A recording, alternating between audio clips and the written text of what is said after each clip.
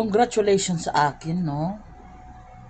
Hindi ko alam na meron pala akong sekretarya.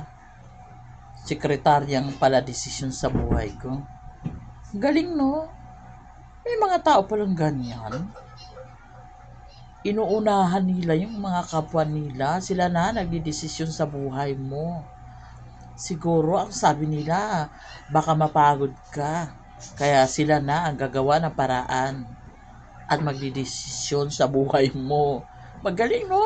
Palakpakan natin.